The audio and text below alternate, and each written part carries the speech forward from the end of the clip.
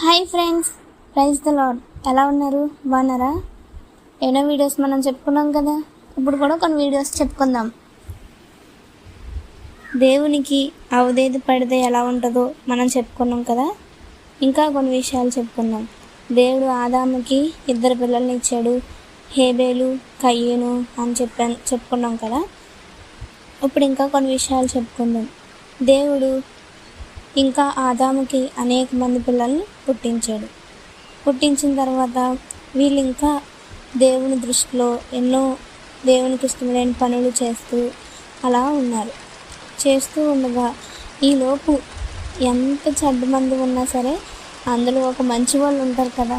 అలాగే ఒక వ్యక్తి మంచి వ్యక్తిగా దేవుడి దృష్టిలో నీతిమంతుడిగా కనిపించాడు. అతని పేరే నోవాహు. అతను దేవుని దృష్టిలో నీతిగా కనిపించాడు.